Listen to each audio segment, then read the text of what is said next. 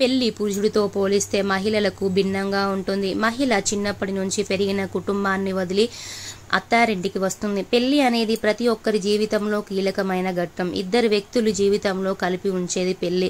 ఇలాంటి పవిత్ర బంధాన్ని నిలుపుకోవడం ఎంతో కీలకం. వివాహమైన కొత్తలో భార్యాభర్తలు ఇద్దరు ఎంతో అన్యోన్యంగా ఎంతో ప్రేమగా ఉంటారు.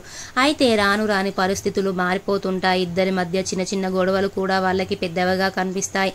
కాలం గడిచే కొద్దీ ఇద్దరి మధ్య అభిప్రాయ భేదాలు కూడా వస్తాయి. చిన్న చిన్న గొడవలు కూడా పెద్ద సమస్యలుగా ఉంటాయి.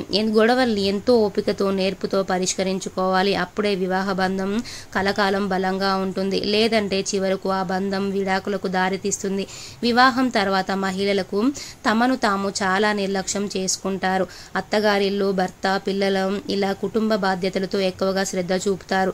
కుటుంబం పనులతో తీరిక లేకుండా గడుపుతారు. అత్త, మామ, భర్త మొప్పు కోసం తన లక్ష్యాలను, కోరికలను పక్కన పెట్టేస్తారు. ఇలాంటి తప్పు అస్సలు చేయకూడదు. భవిష్యత్తులో అత్తమామలతో కానీ లేదంటే భర్తతో కానీ గొడవలు అయితే అప్పుడు పరిస్థితిని ఒక్కసారి ఆలోచించండి.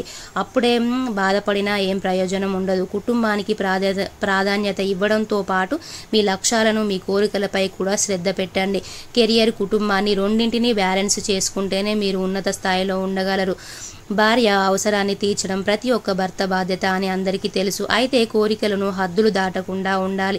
మీ అవసరాన్ని భర్త తీరుస్తాడు అని అనుకుంటే అది పెద్ద పొరపాటు అవుతుంది. ప్రతి అవసరం భర్తే నెరవేరుస్తాడని అనుకోవడం అది ఒక పెద్ద తప్పు. ఆ కోరికను నెరవేరకపోతే మీరు చాలా నిరాశపడతారు. ఆ తర్వాత భర్తని నిందించడం సర్వసాధారణంగా మారిపోతుంటాయి.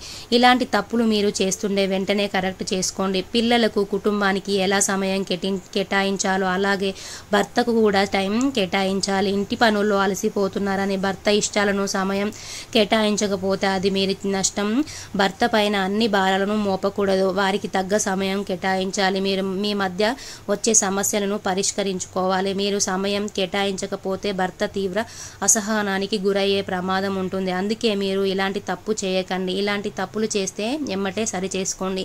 వివాహ బంధంలో శారీరక సన్నిహితం చాలా కీలకం. ఈ విషయాన్ని ఎట్టి పరిస్థితుల్లో కూడా నిర్లక్ష్యం చేయకూడదు. మానసికంగా మీరు చాలా ఆనందంగా ఉన్నా శారీరకంగా ఇబ్బందులు ఉంటే ఈ వివాహ బంధంలో కల్లోలం తప్పదు. తమను పట్టించుకోవడం లేదు, వర్క్ పైన ఎక్కువ శ్రద్ధ పెడుతున్నారని కొందరు మహిళలు శారీరక సన్నిహితాన్ని దూరంగా ఉంటారు. దంపతులు ఒకరినొకరు అర్థం చేసుకోవడానికి శారీరక కలయిక కూడా చాలా కీలకం.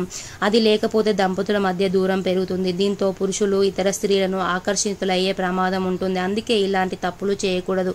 ఇలాంటి తప్పులు చేస్తే సరి చేసుకోండి.